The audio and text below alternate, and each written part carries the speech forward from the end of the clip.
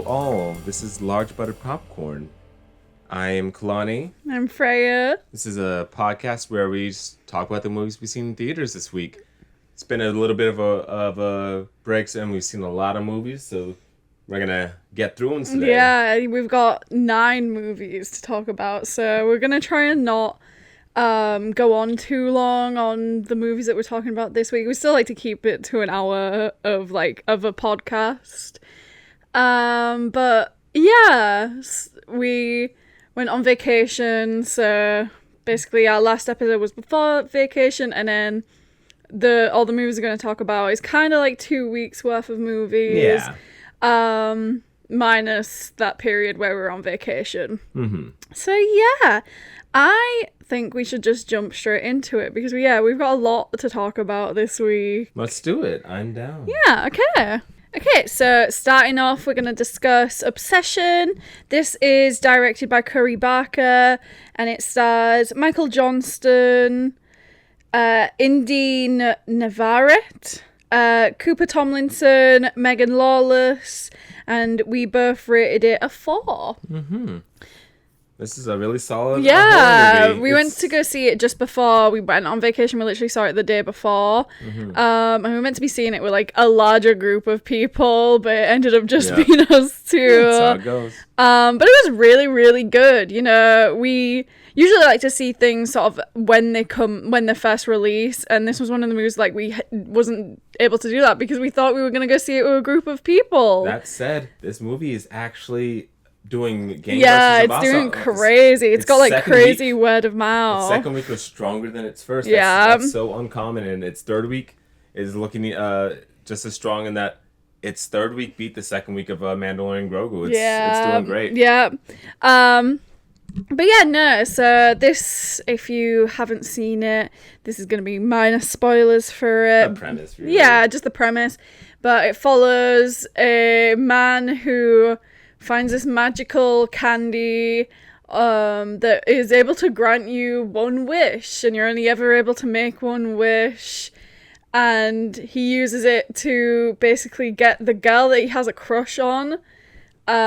Which is that she loved him more than anyone else in the entire to love world. him more than anyone else in the entire world. And that's, what obsession becomes. It becomes like... It's a monkey's paw situation. Yep, It does not go the way he wanted it to go. The fear of obsession, but, it's like a double meaning for the movie because, it's the obsession of, this... this wish that's sort of taken over this girl unconsensually, and she's, forced against her will to be so obsessed with this guy, but also the obsession from the main character to this girl. Yeah. It's a movie where, every everything you point at, there's a bit of a mirrored image to the critique. Like, obviously in a horror movie like this, there's a monster. Obviously, the girl starts kind of going really over the top. Nikki, very scary. But as you're watching movies, like, oh dang, this guy sucks. This guy sucks. Actually, the villain of the movie. And it's a good moment where for a good part of it, you're feeling bad for him. It's like he didn't know how this wish was gonna go. And there's a clear moment the movie makes that there's a point of no return where it's like, oh, okay, you're actively making the decision to do the wrong thing here. Very bad things, But like outside of like the story itself being like incredible and the actors being like incredible, it's got a great soundtrack. It's got like bits that are like hilarious also.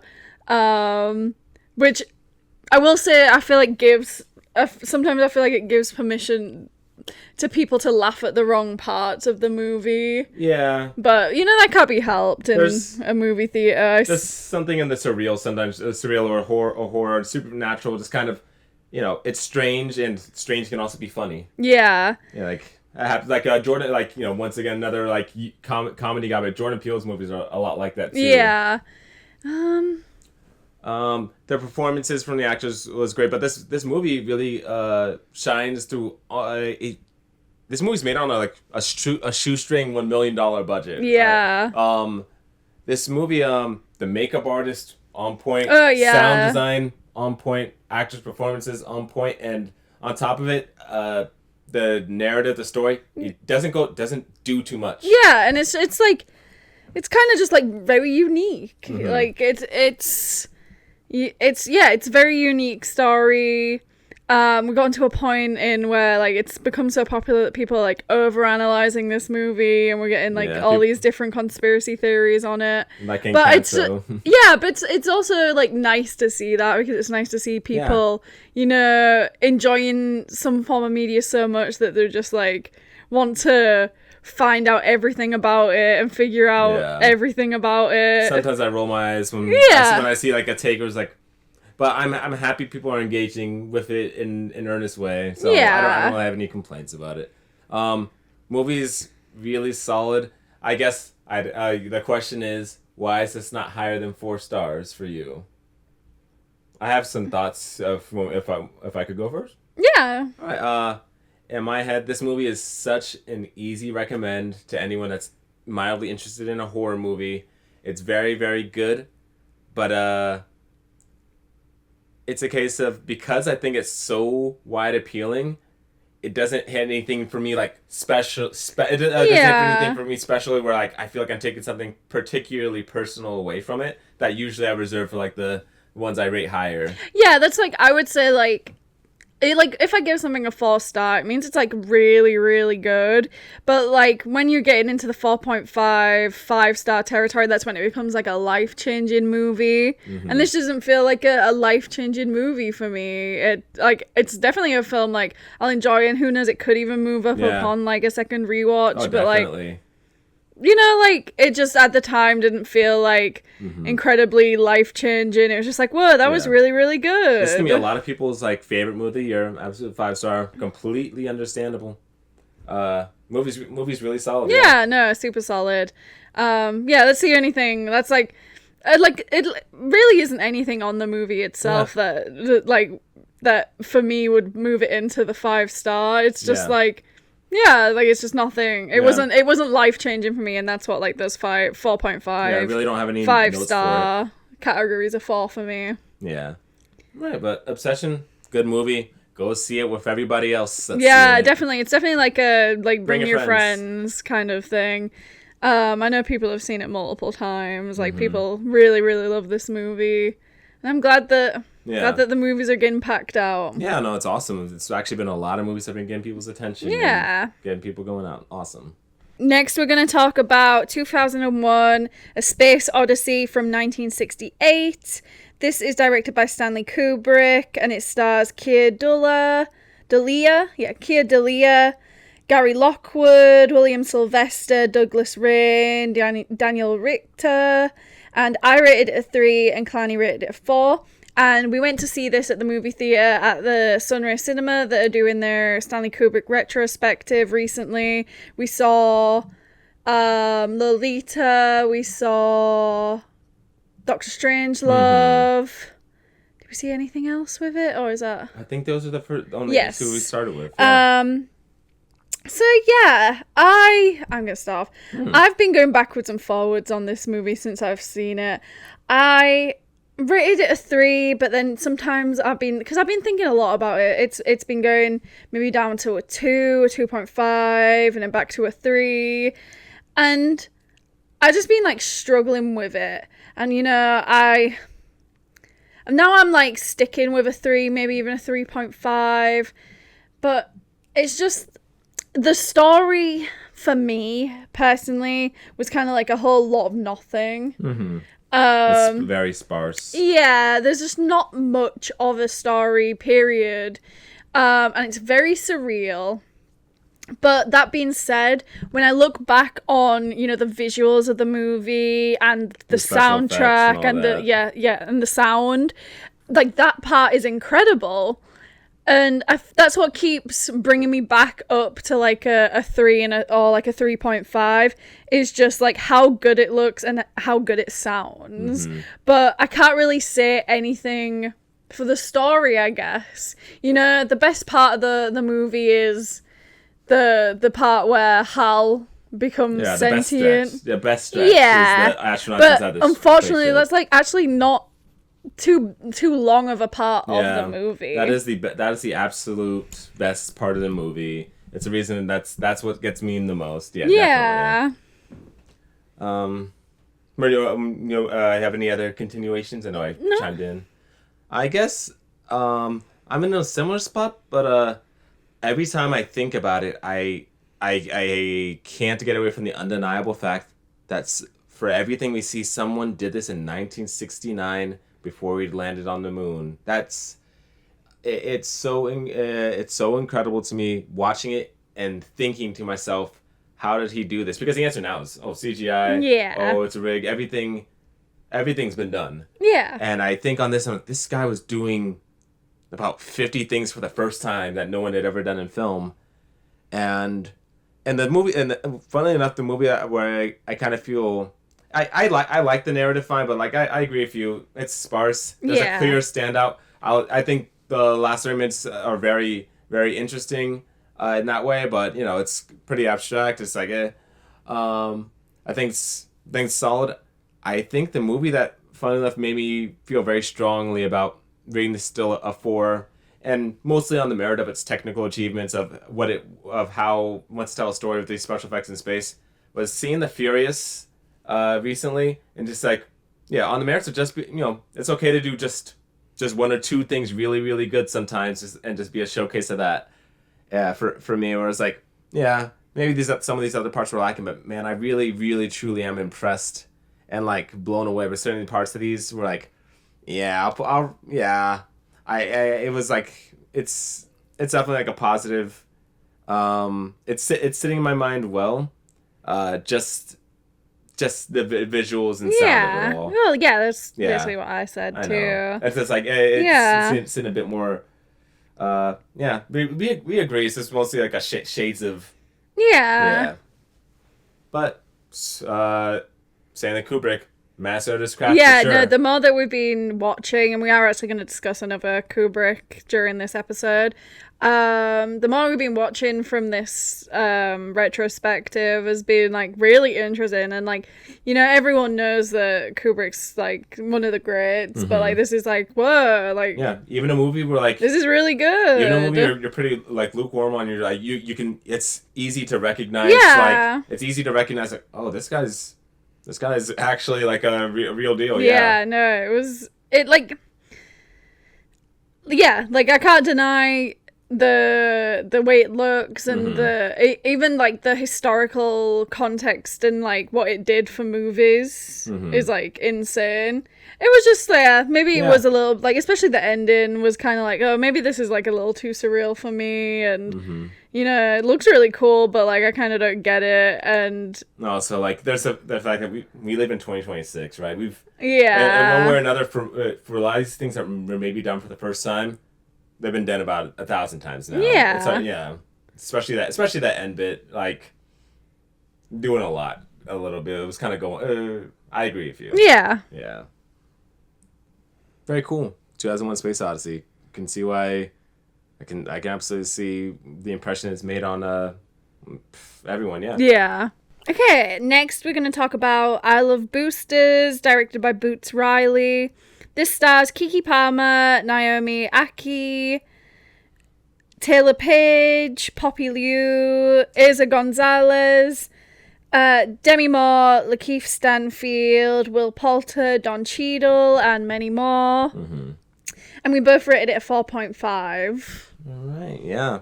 Mind if I start? Yeah, of course. I Love Boosters. I love Boosters. Yeah, it was so good. Yeah. This is a movie that's abstract, weird, funny, referential, strange, and at the same time... Topical.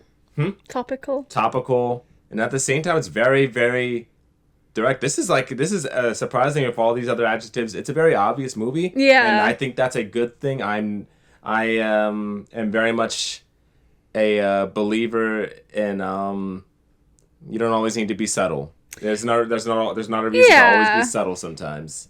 because the actual directness of it, I think, is a strength of the movie. Yeah, but I feel like similar to Sorry to Bother You, which is also directed by Boots Riley. But Sorry to Bother You is also quite direct while being quite abstract also. You're right. I love Boots Riley. Yeah, no, both of them are like super strong. I definitely prefer I Love Boosters to Sorry to Bother You, I think. I think from just the fashion and the style of this movie. This movie's fun to watch. It's super fun to watch. It's funny. No, it's great. Yeah. The styling's awesome. I actually saw that the stylist also did Everything Everywhere All at Once. I can believe it, especially all those. Oh yeah, I can definitely see. Yeah, so very similar. You know.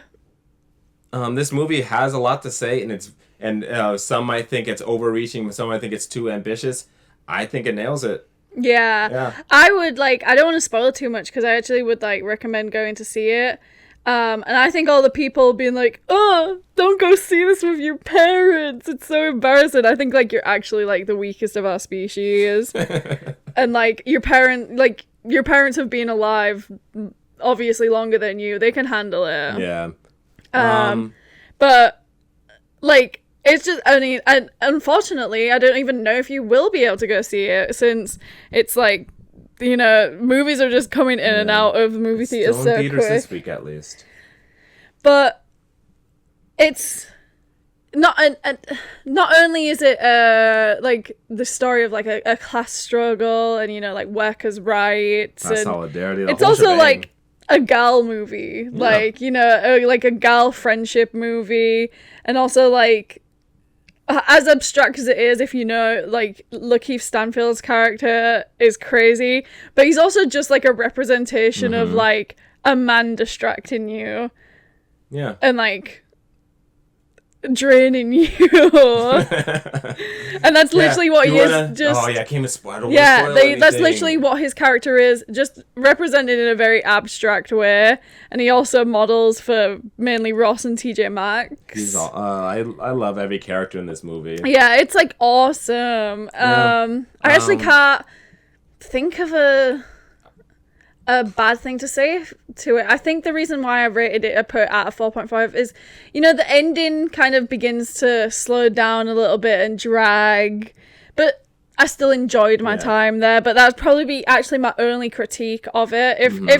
If that end scene felt a bit more exciting, I maybe would have kept it would have been a 5, but there just was a point when I was like, when is this gonna end? Yeah, no, the movie slows down at the end to kind of hit you with a hammer. Yeah, a bit, and it's which is fine.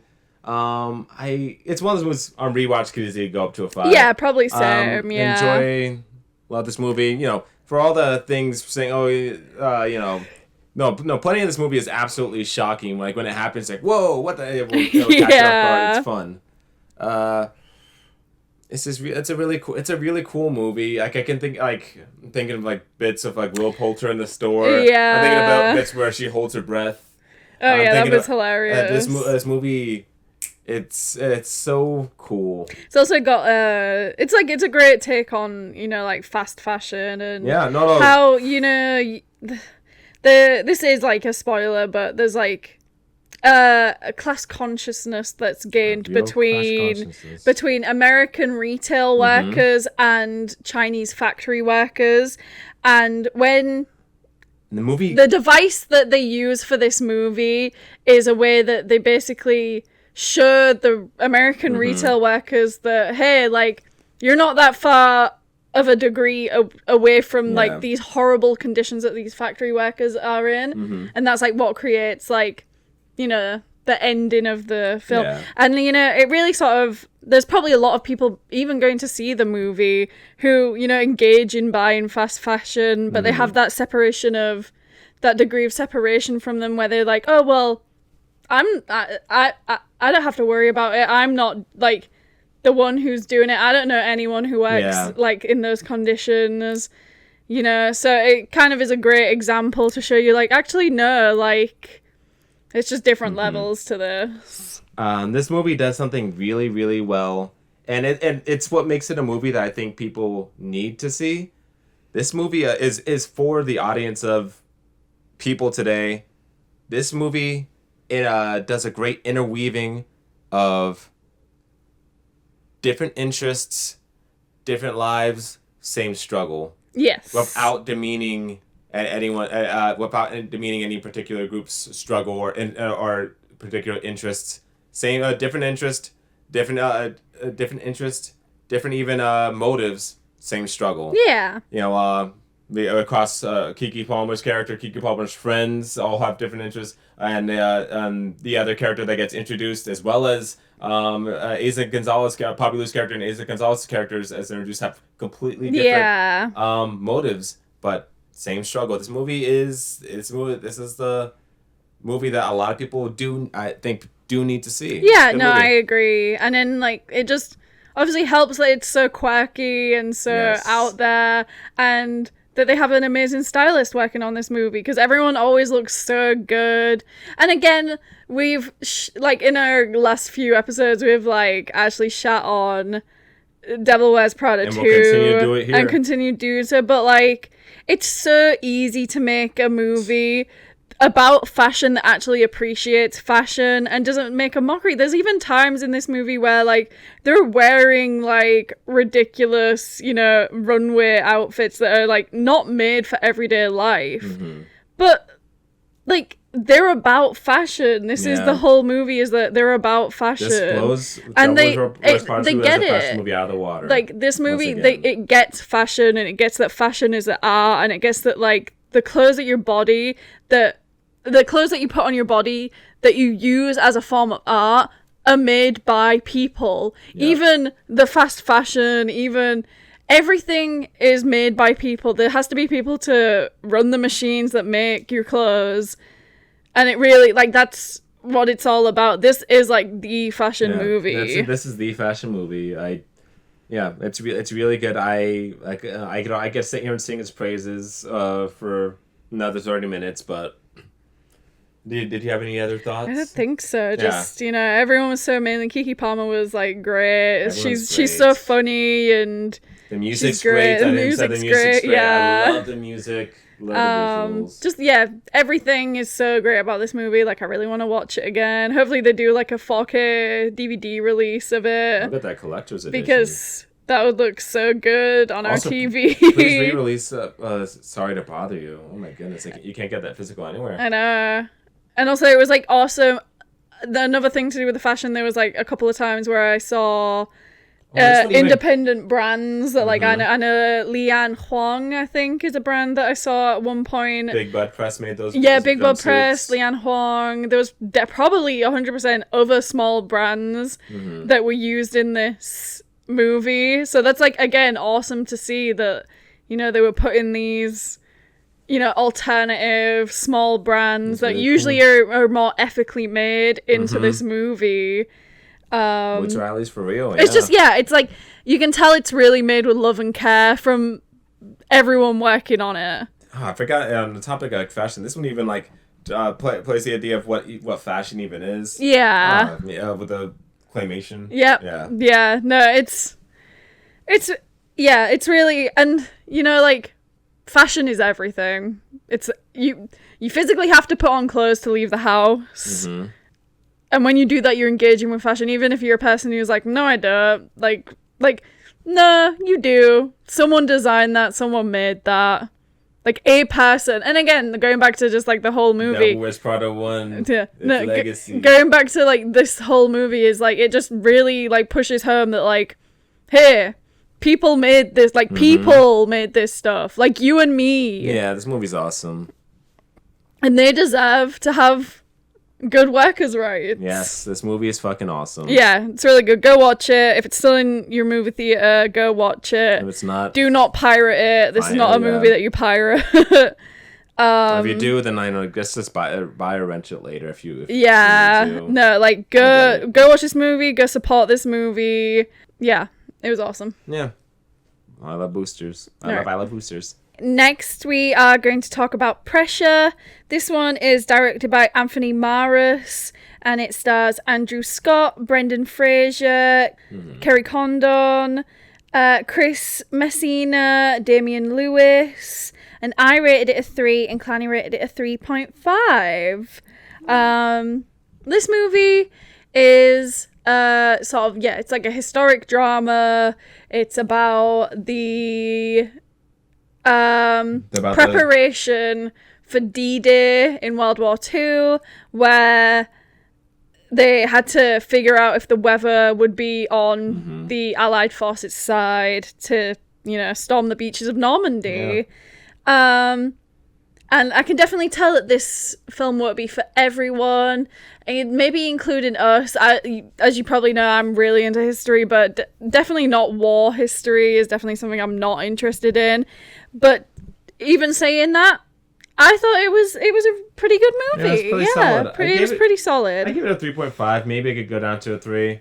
No, it was a solid movie. The drama, as far as a movie about a meteorologist in World War II and the decisions that went along with that, I think this did the job. Yeah, there was tension, there were characters, there drama, were stakes. There were stakes. Obviously there were stakes. Like, performances were solid. Brendan Fraser's was awesome, actually. Who was the main guy in this? Andrew Scott. He was great. Yeah. The dynamic between the Americans who joined the war quite like later in, whereas like the British were in there for a while, and also this was the Americans' sort of first sort of global war in a way. It was it was just like the dynamic between the Americans and the British, and you're kind of on the edge of your seat being like, is the weather really gonna be that bad? Is this gonna work out? And I like when they're all in church and it started raining. Yeah, that was awesome. I was like, the guy. I told you. Spoilers. You know what D-Day happens. It's fine. It's fine. This is a historical film. I don't feel too bad about spoilers. Yeah, it's very like, it doesn't like. It's good. It doesn't make up anything about what happened. It's maybe some things are more actually, all the facts are there. Yeah, actually, no, like the meteorologist was like, no, we shouldn't do D-Day on this day because the weather's gonna be like this. And guess what? They don't do it. But like, it's not just like that. It's like the tension of the American and British meteorologists like disagreeing on the stakes of like, everything, if you don't from Eisenhower of. If you don't do this, we're going to freaking lose the war. Yeah, and he's like, well, obviously I've trusted the American meteorologist and it's worked out, but Churchill's saying that you're the best in the world. There's a lot of pressure on who do I believe? Yeah. And like ultimately he ends up going with the British meteorologist, and it proves that was the right decision to make. Yeah, the stakes were real, and it's one of those movies where it's just sometimes the difference between the history of the day and a different future is just a singular decision based off of a near whim. And I think that's like what the movie's supposed to show. I've seen criticism of it online of people like just straight up misrepresenting the movie. Of like people's like don't even know the dates, like trying to straight up trying to like say it's like like a weird boring movie about how like some like basically like misrepresented it to the point of being like, some guy says it's gonna rain so they don't do D-Day, but then he says it isn't gonna rain and then they do D-Day, which like isn't at all what the movie is, like full stop. Like that's not what the movie is. But also this movie is made to basically show like how thin the line of success and like not succeed, like of succeeding and not succeeding in like this high pressure war situation is, where it's the fact that if it is gonna rain, then they're not gonna even make it to the beach. So this movie, I think to misrepresent it like that is like insane. It's laughable. If you don't want to watch a war movie, and not even like a wartime drama, just don't watch it, but like don't misrepresent it to the point where it sounds like so ridiculous. Yeah, if there's anything this movie did perfectly, I think it chose the perfect name. Definitely, because it's a little like It's like a triple mean, yeah. Of like the pressure from the weather, the pressure from, you know, from everything. Losing the world, pressure of being the one to tell people not to do this. And you know, yeah. Pressure of doing your job when your job is to tell people bad news. Yeah. Pressure. If you're interested in like historical war dramas, go see it. You're gonna like it. Yeah, no, I would say if it sounds like something you're interested in, and maybe even if you're not super into war movies, I would maybe still go see it. It's less of a war movie, honestly. Yeah, it's less of a war movie and more of just like a historical drama. As a warning, they do start to show some footage, and it's always it is always rough. Like, yeah, it's always has an effect on me to see that footage, everyone's, especially the main actors, Andrew Scott and Brendan Fraser, their performances are like incredible. So just on that merit, I would say it's pretty good. It's solid. Next one we watched is going to be Godzilla -1 from 2023, directed by Takashi Yamazaki and starring Ryunosuke Kamiki, Minami Hamabe, Yuki Yamada, Munetaka Aoki, Hidetaka Yoshioka, and Sakura Ando. I'll start us off on this one a bit. Yeah, we both you've seen Godzilla -1 previously. This is we my both first rated time watching it. You want to say? Oh, and we both rated it 4. A 4. Thank you. You've seen this one before. It's my first time viewing. It was a solid movie. I didn't realize it was as human of a story. Yeah, no, it's very like it's kind of it's a different kind of Godzilla than like I guess like the American Godzillas. We've only seen a few of the Japanese Godzilla movies. But yeah, this one is really solid. Yeah, it's about and I like this. This has a line called Shin Godzilla that it's a lot about Japanese society, but in this movie we get this view of the Japanese individual after the war, of the kind of cultural identity of a country that had been broken by its own government, by themselves, by another country that now feels they're under the thumb of a country wounding for pride and trying to continue with life and hold their heads high. And that's it's a really powerful human story. It's a story of everything I said, just not being easy. Yeah, it's not easy to do. And Godzilla's, funny enough, this obstacle that's kind of meant to show this solidarity, this cultural solidarity of people coming together when the chips are tough, of broken people coming together to be one. Yeah. I like the movie. Yeah. Yeah. No, me too. I know. I realized we actually hadn't talked about it about this movie too much, but a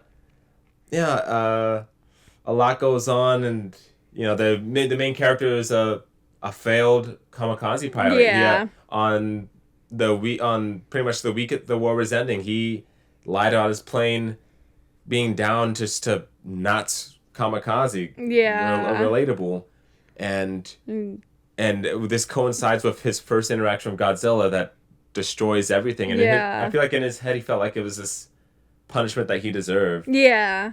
And this kind of, so that's the beginning of the movie.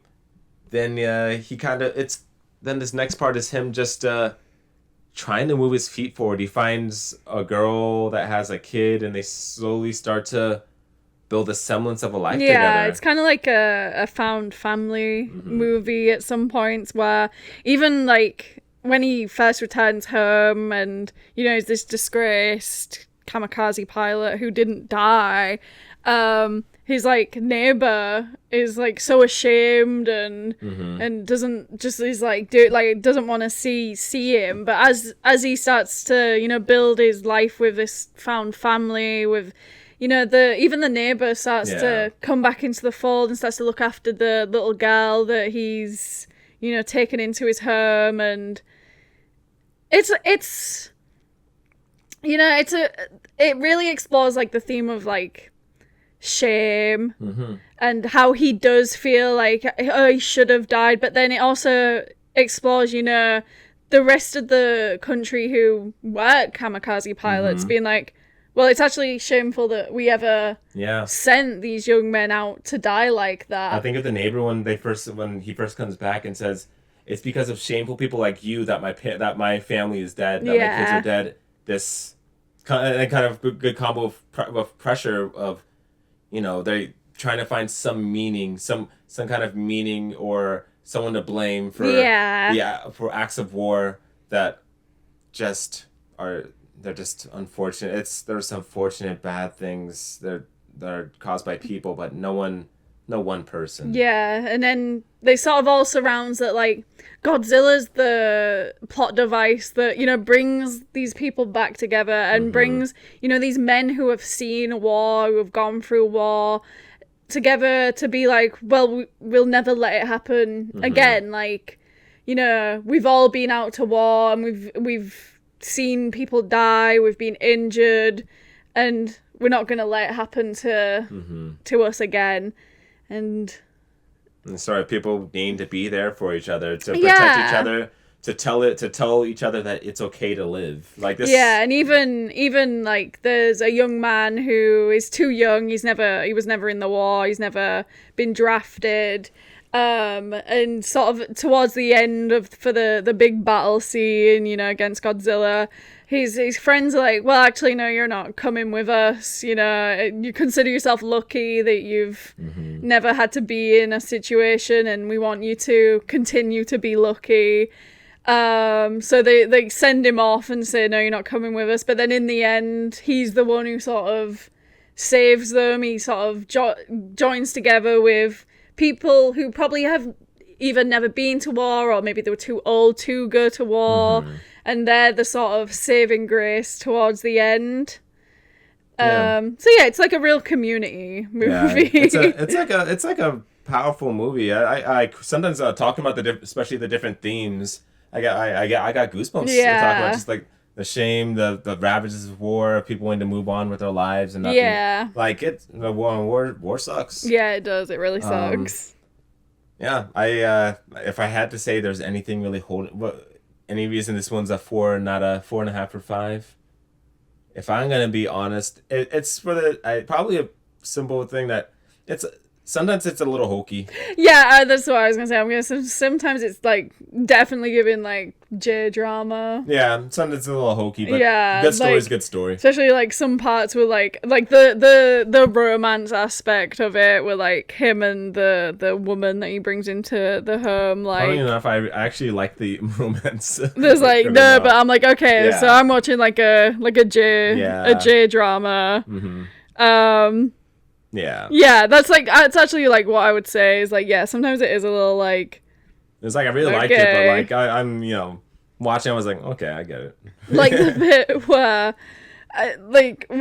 he's like, obviously it's supposed to be like an emotional scene when he's like talking to this woman, and like she's like basically saying like, why are we not like a man and wife, and then like, or like, and he's like, like, because I'm supposed to die, and she's like, I forbid you to die. I'm like, like, I don't know if that's maybe like a translation error, but like, actually, I'll be honest, like, I agree, it was like hokey, but in the moment I was all for it. Yeah, it was like, my war is not over. Yeah, but you watch like anime and stuff. I know, my war is not over. So, but yeah, that's like the parts where like it kind of like loses me. I guess the best way to say it is sometimes it feels like it's tonally jumping around. Yeah. It feels like it's tonally jumping around in a strange way every so often, in a decent amount, to be honest. But it's like we still like it. Yeah, no, I still really like it. Yeah.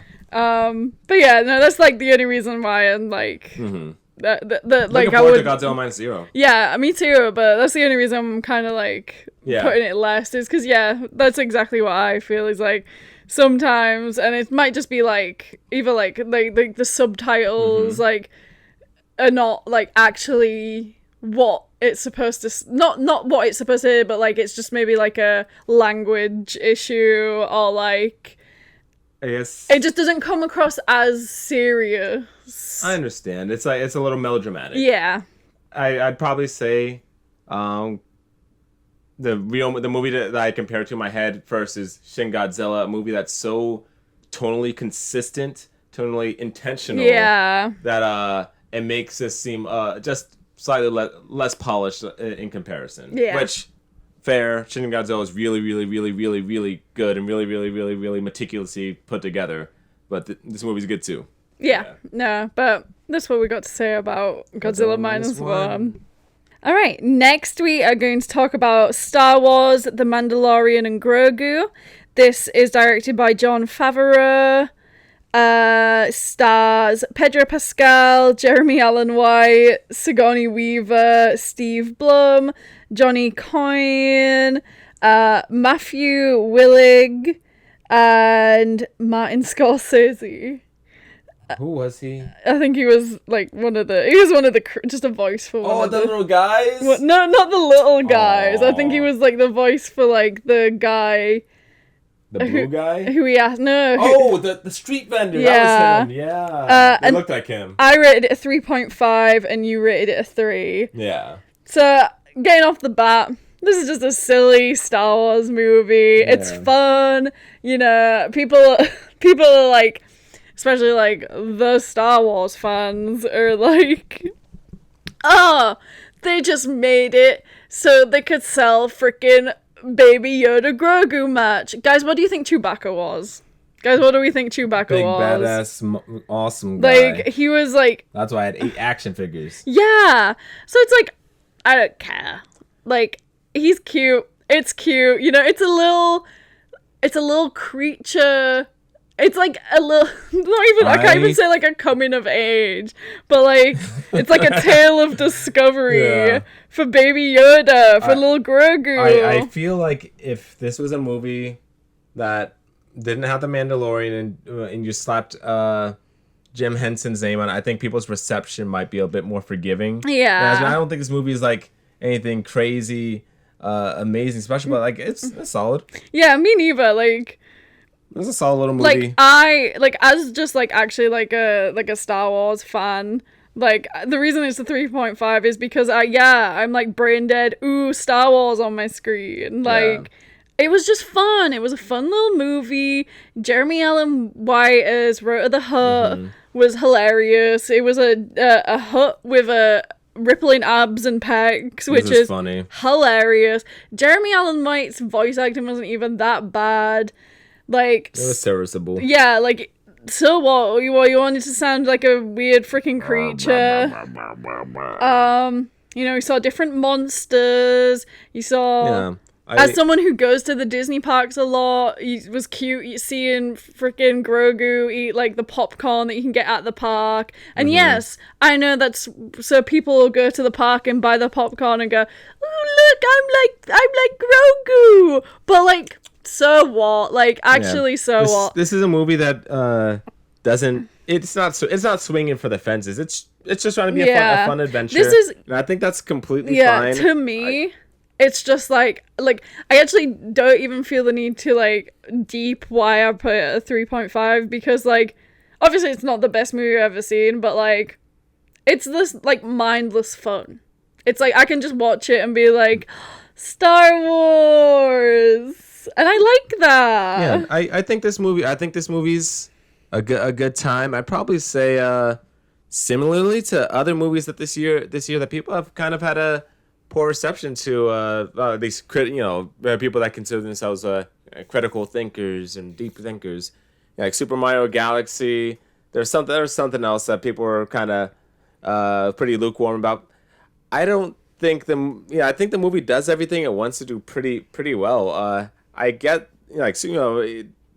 does the comedy not count for nothing? Does the action not count for anything? I feel like it counts for something. I liked the movie. It was fun. It was very cute. The little dudes and baby Yoda are cute. It was it's hilarious. Funny. Fun bits. Like it was just like funny and fun, stakes. And like there wasn't a point when I was bored, and I was like every time. Oh, music was solid. Yeah. Oh, well, the music was great because it's done by freaking Ludwig Göransson. Mm-hmm. And then also what was I gonna freaking? Well, I actually can't remember what I was gonna say. Oh yeah, every time freaking Grogu was on screen, it was awesome. I'm like, whoa! He was playing with Rada the Hutt. That was cute. Yeah, that was cute. There's like a little bit where like right at the beginning where like Mando and another like tall like CGI creature are walking along, and then there's like little tiny baby Yoda walking alongside. Mm-hmm. I'm like, bro, he's not part of the group. Yeah, it was cute. Absolutely adorable. I know some people hate him, but he's cute, so sorry. But he's so cute. No, some people hate him. Anything else? Yeah, no. Jeremy Allen White's character does have like 2 times where he just like spits some straight exposition. It's fine. You got to get into it somehow. It's whatever. Yeah. Yes, those lines were rough. I'm not my father. Yes, it was rough. Okay. All right. It's like so what? It was fun. It was fine. That's all there really is to it. It's a 3.5 in my books. And it, like, if it wasn't Star Wars, it was just like another generic kind of fun movie. It would probably be a 3. But yes, it gets an extra star because it's Star Wars. Because I like Star Wars. Okay. I wanna hear the music from this movie in the frickin' Urga's Cantina at Hollywood Studios. I'll tell you what maybe stopped it from being DJ Rex playing. Yes, awesome. I want to hear that song in Urga. I want to be 2 drinks deep. Yep. Hearing that song. That'd be fun. If there's the only thing probably keeping it from like a 3.5 for me was that, if I'm completely honest, the action choreography for some of the, especially like Mando bar fight kind of situations, wasn't actually all that. I felt like it could have been more exciting. Some of the action, like the bop bop bop. I have an appreciation for these things. Probably the only thing that probably like kick it up. We saw it in Screen X, by the way. Oh yeah, this was our first dipping our toes into Screen X, and it was kind of ridiculous. Yeah, it's interesting. It's funny to look at the side screens too close. Yeah, the side screens are like in like 280p. Yep. Like they're like, it's like pixels on a screen. Interesting. Like you're supposed to like only view them from your peripheral, and sometimes you'll forget it's Screen X, but if it's a premium format, I probably shouldn't be forgetting that it's like there. Yeah, and also it was just bizarre to me that like it would come on and off. I didn't know that would happen, but I'll be honest, sometimes I was glad it did. Yeah. Yeah, if you can see an IMAX or Dolby, do that. Yeah, I would definitely say that, but I heard that they're kicking it out early to put He-Man into IMAX. Oh yeah, He-Man taking over. Yeah, which is a little crazy, but He-Man paid for those screens. Yeah. But yeah, Mandalorian Grogu, it's okay. fun. It's fun. It's okay. Like, if you're interested in Star Wars, go see it. You'll like it. Unless you're sick of new Star Wars and the direction it's gone, in which case, I don't know, wait 10 years for the next sequel. Yeah. Trilogy, it's fine. And then I feel like this is a movie people are going to come back on, like, I don't know, in a decade and be like, wow, this is actually really solid. Yeah. Wow. Who knows? People did it for the prequel trilogy, so anything's possible. All right. All right. Okay, so next we're going to talk about the Backrooms, or Backrooms. This is directed by Kane Parsons, so another YouTube guy who not directed, but he made like the little like Backrooms animations. Short series. Short, yeah. This stars Chiwetel Ejiofor, Renate Renezve, Mark Duplass, Finn Bennett, and Lukita Maxwell. And I rated it a 2.5, and Clanny rated it a 3.5. Oh, I didn't know you gave it a 2.5.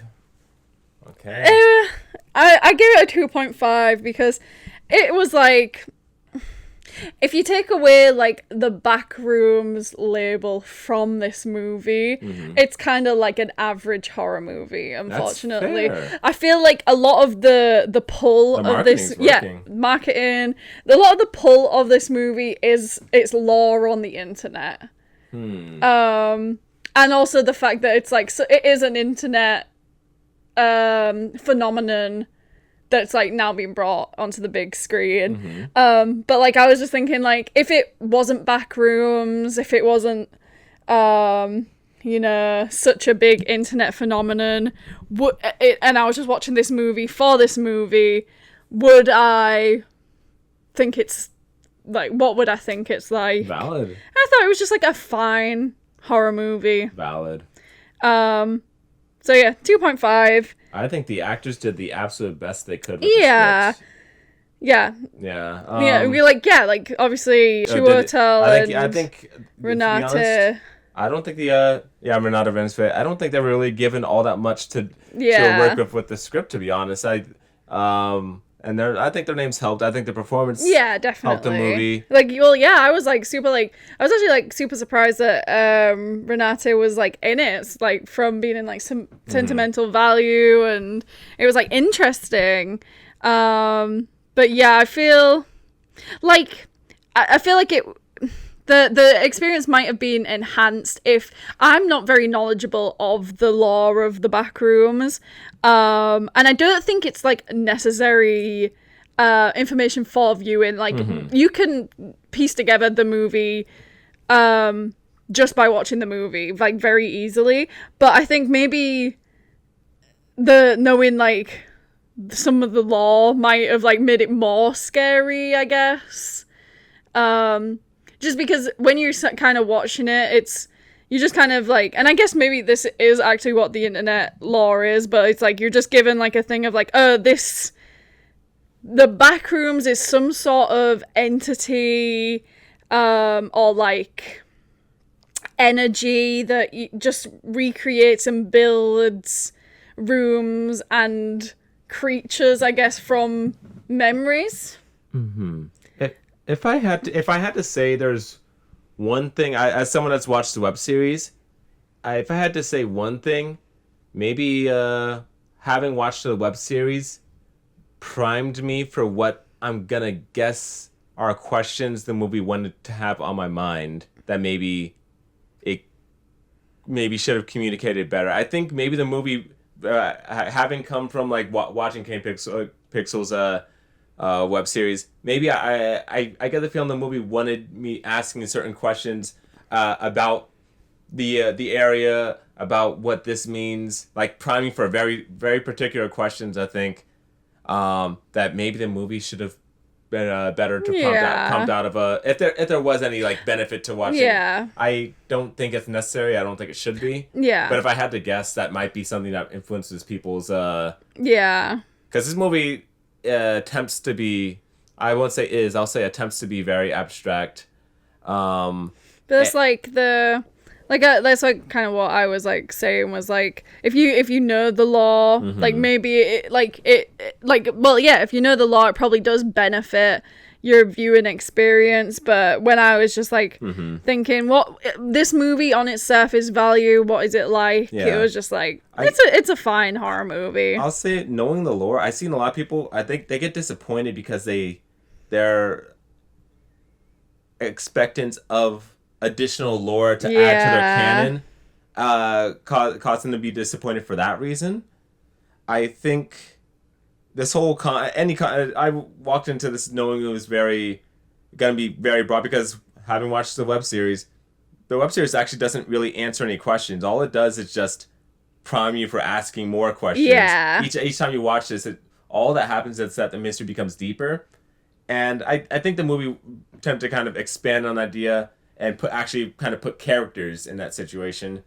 And I think that was interesting. I've been kind of bounced back between 3.5 and 3, where, funnily enough, it's not usually the case for a movie that's like that I might considering a 3. I'm like, I think I could actually do it for a rewatch of this, just to kind of decide how I'm feeling. Because this, I felt like I missed a bit on the first viewing. There's plenty that's interesting. And I agree. It kept my attention. But it's like, I agree with you a lot. Stuff that's interesting. You know, there was parts that were scary. About the backdrop of the Backrooms. You know, if this, you know, palette change a couple of things. This is the Lost Woods, and instead of scientists, it's trolls, and instead of science, it's mystery force magic, and then we just have characters. You know, I guess. You know, I guess everything really comes down to execution in this case. A lot of it. And I think the movie does well. I think the actors do a great job, and I love the actual architecture kind of aspect of it from the main character, and also the actual architecture of the Backrooms. In a kind of Kubrick kind of way of like looking at 2001 Space, like, wow, I love being able to sense the architecture from as the movie kind of went on. I thought that was very impressive. But I'm with you too. The movie really just didn't move that much of an impression on me. That's like, unfortunately, like the end of the day is like, I was excited for it as well, so I kind of felt a little bit disappointed in some aspects where I was like, like, it was alright. Yeah. I enjoyed my time, but it's like, I could do it for a rewatch. I mean, like, if you were to, like, be like, oh, let's go rewatch it, obviously I would come, but, like, I'm not, like... Not in theaters. I'm not, like, chomping at the bit to rewatch it, so, but... I'm curious, It's definitely, like, if you enjoy it, then you enjoy it, but... If you don't, you don't, and it's... I'm looking forward to his next thing. We said this earlier, but, like... you can't tell this movie is made by a 20-year-old. Yeah, I know, like, there was, like, all people before the movie came out being like, oh, I don't think this movie was made by this 20-year-old. Oh, I think they had someone else directing it, and, like, they just put his name on it, and it's like, nah. This was made by a 20-year-old. And it's, like, impressive for a 20-year-old. That is a compliment in that I'm very much looking forward to seeing what he does next. And, like, I hope he doesn't do a sequel. I want to see something new. Yeah, and, like, it's impressive for a 20-year-old, but you can tell it was directed by a 20-year-old. And also, it could be a case of, if he does do a sequel, that kind of builds on this. It might, in retrospective, make the first movie more enjoyable. Yeah. We'll see what the future holds, but movies doing gangbusters opening weekend, so I think he's going to get another shot, so cool. Yeah. All right. Backrooms. 824. All right. The second to last movie that we're going to discuss today is another one from the Stanley Kubrick series at Sunrise Cinema, and this time it was A Clockwork Orange from 1971. So obviously directed by Stanley Kubrick, and it stars Malcolm McDowell, Patrick Magee, Carl During, Michael Bates, Warren Clark, James Marcus, and more. I rated it a 4, and you didn't rate it. I'll give it a 4 as well. Yeah. I expected higher from you. I don't know. Mm-hmm. It's like good. Mm-hmm. That's good. I like it a lot. Okay. I know. But like the subject material just is like rough. Yeah. And you can't really know what's exactly in someone's heart sometimes. Yeah. Yeah. So yeah, Clockwork Orange. It's very well known. You know, it's one of those movies that's like it's like probably one of the most controversial movies, like mainstream movies anywhere. And yeah, like I feel like most people know the premise of Clockwork Orange, but follows sort of a near future dystopian Britain where, you know, crime, all kinds of crime is legal, not even legal actually, is just accepted, I guess, in like youth groups of men of kind of like wreak havoc on society. And then it follows, you know, one night they get up to so they're a gang. They do a bunch of bad shit every night. Yeah, they're like bad. They're like I guess it was supposed to be like 17, 18, but like these are some bad kids. Yeah. They go every night. They do various acts of ultra violence, which is a pretty big umbrella term for most bad things you can think of doing to people. Yeah. And then after one time, the leader of the pack, Alex, goes too far. Well, obviously they're already going too far, but to the point where someone gets fingered for a murder. Yeah.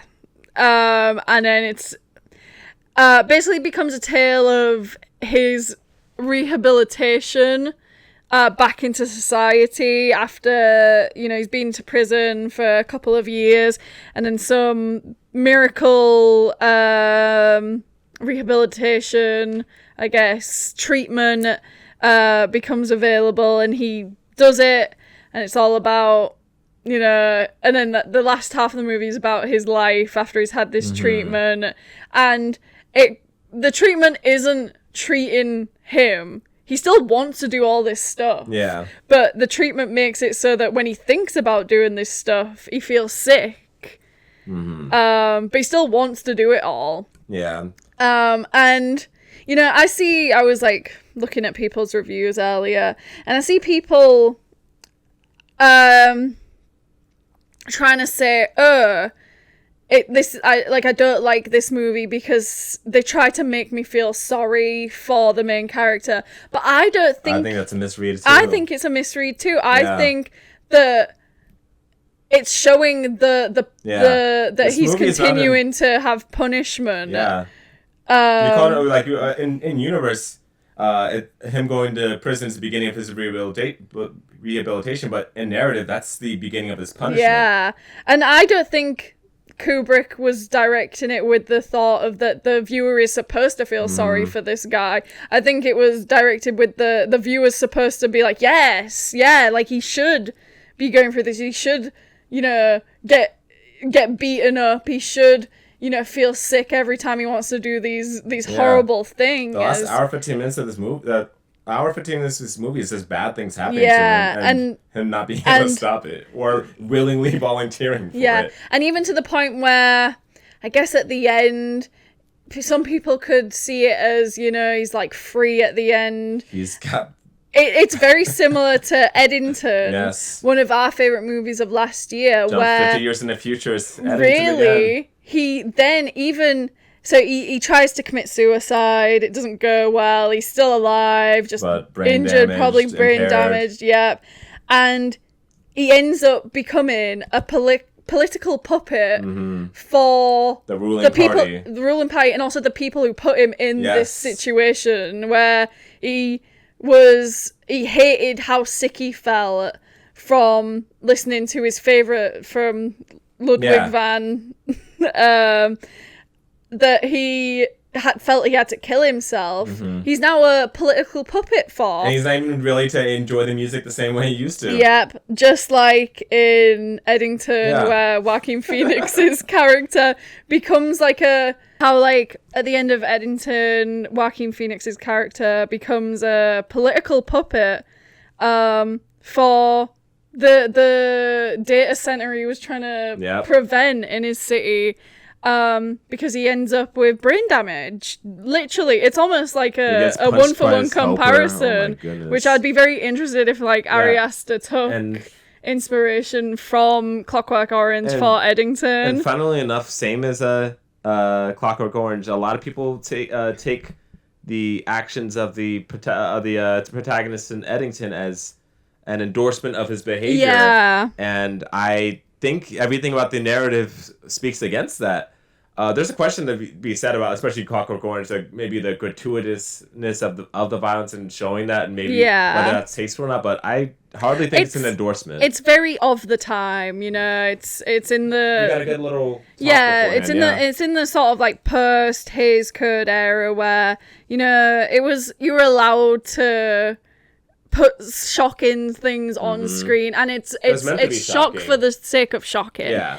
So for that I understand, and it's not even it's more the sexual crimes that's committed is the bit that's it makes me feel like morally I can't put this higher than a 4, because it still is even the because the violence isn't physically real in the movie, you know. I mean, apart from like the scene where Alex is getting drowned, I heard that like Malcolm McDowell actually like was getting drowned in that scene. It seemed like he was, honestly.